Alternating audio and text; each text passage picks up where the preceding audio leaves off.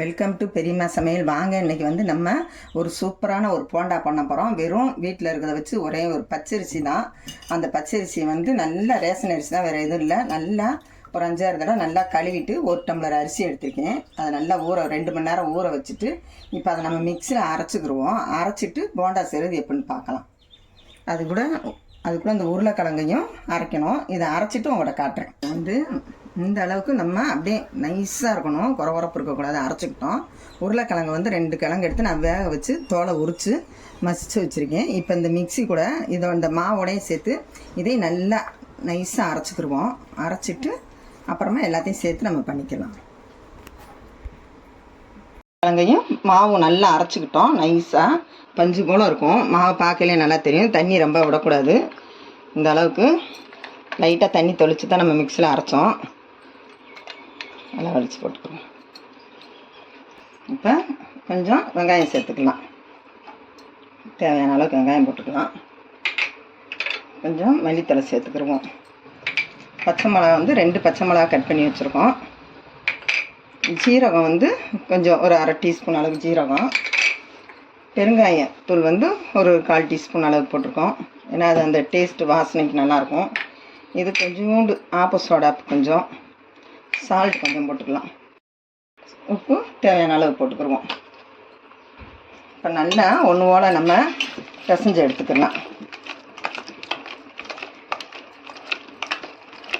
அடித்து பிணையிறல தான் இருக்குது. நல்லா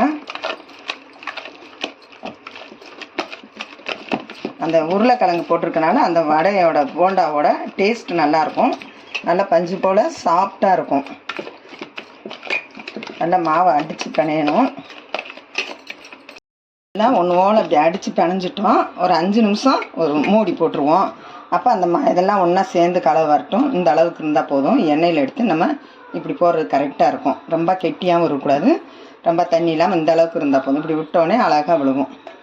இப்போ ஒரு 5 நிமிஷம் கழித்து நம்ம பார்க்கலாம். வச்சு 5 நிமிஷம் ஆயிடுச்சு. எண்ணெயும் காய வச்சிட்டோம். இப்போ நம்ம எடுத்து போட்டுக்கலாம். இப்போ தண்ணி நினச்சிக்கிறோம். இந்த அளவுக்கு இருந்தால் போதும். இப்போ சின்ன சின்னதாக போட்டுக்கலாம்.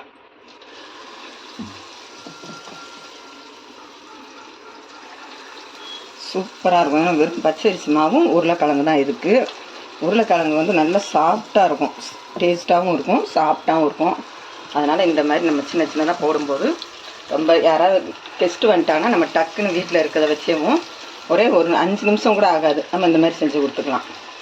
இப்படி அரிசி ஊற வச்சாரிங்கன்னா வீட்டில் பச்சரிசி மாவு இருந்தாலும் நீங்கள் அதே மாதிரி கூட செஞ்சுக்கலாம். சீராக வச்சுக்கிட்டோம்னா தான் உள்ளுக்குள்ளேயும் நல்லா வெந்து வரும்போது நல்லா முறன்னு இருக்கும். இப்போ கீழ்ப்பக்கம் வெந்துருச்சு. இப்போ மேல் பக்கம் நம்ம திருப்பி விட்டுருக்கோம்.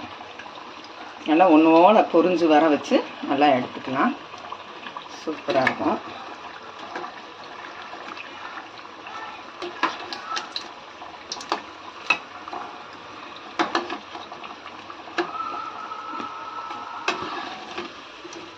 நல்லா செவந்துருச்சு.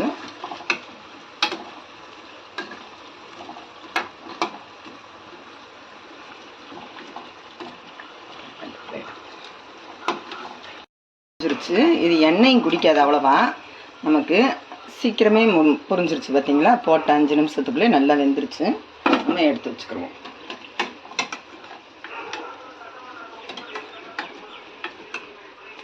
இப்போ அடுத்ததையும் போட்டுக்கிடுவோம். கொஞ்சம் 1 டம்ளர் தான் அரிசி போட்டேன். அதுக்கு எவ்வளோ போண்டா வருது பாருங்கள்.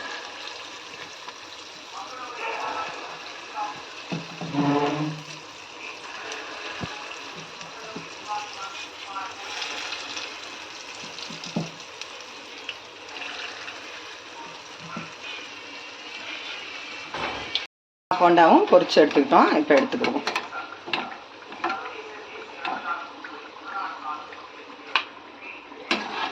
ஸ்டவ் ஆஃப் பண்ணி